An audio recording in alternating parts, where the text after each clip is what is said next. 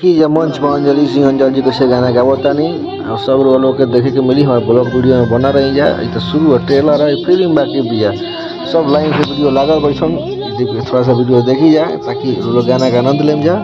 और फिर हम अपना ब्लॉक में घुस जाए तो ब्लॉक में बना रहे एक बार लास्ट तक देखम जा खूब मजा आई और एंजॉय करी जाए।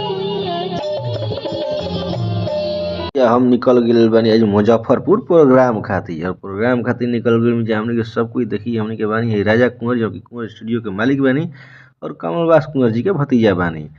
और हमने के सब मित्रगण बानी जा सिंगर अंजलि सिंह अंजल बाड़ी वहीं के प्रोग्राम में हमने के मुजफ्फर की ओर जा रहा बन जा और हमने के अभी आरा से निकल बन जा आरा के देख सकते धोबी घाटवा मोड़ से निकलने जा और हमने के पहुंच गए जा अब स्टेशन के पास में लोग देख सकते जा ये स्टेशन है आरा जंक्शन कहला जो चारों प्लेटफार्म पर नया नया ई बनल हो गया भैया देखते जानू कितना मस्त बा और बाद पहुंच गई जानी कोयलो पुल है देख ली है कोयलो के सोन नदी जहाँ से बालुए निकलेला बाप अरे बापा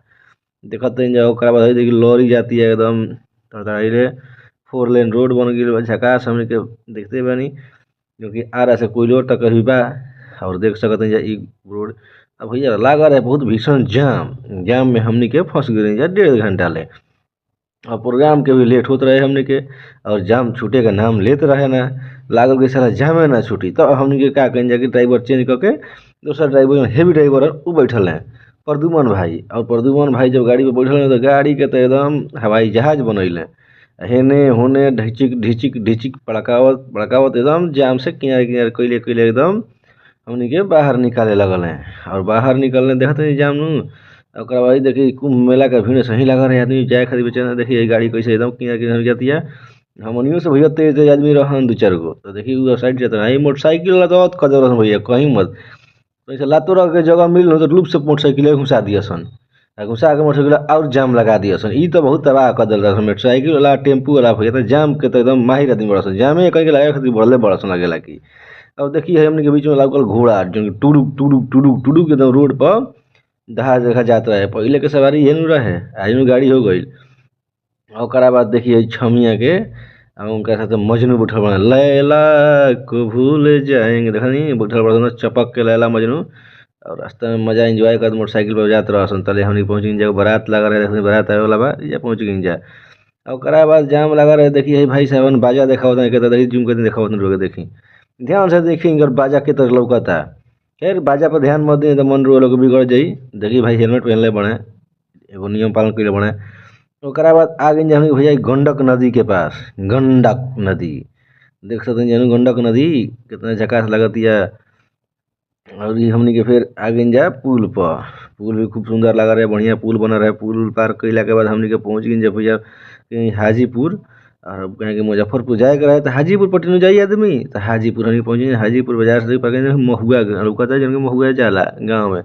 और बहुत बढ़िया रास्ता में वो किला देखल हमने के पता ना रहे किला के कर लेकिन वो लगे दिखाए देनी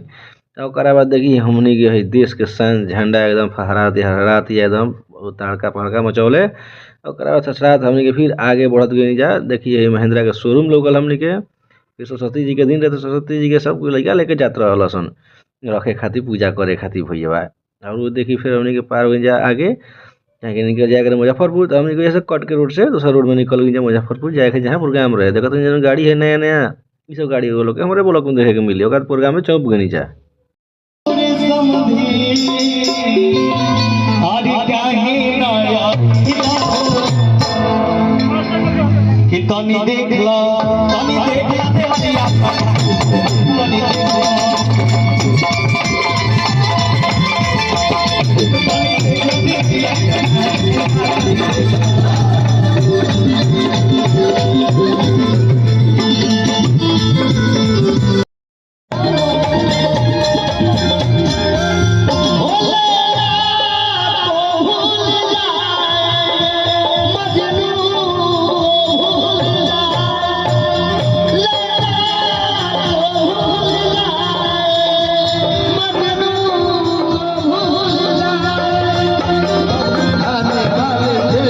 होता है प्रोग्राम और नीचे से लेते रहे हमने के माजा लोग देखते हैं प्रोग्राम हमने के माजा है तो देख ली प्रदुमन भाई के कृष्णा जी के हम बोले बने फिर आगे से प्रोग्राम देखी जरूर लोग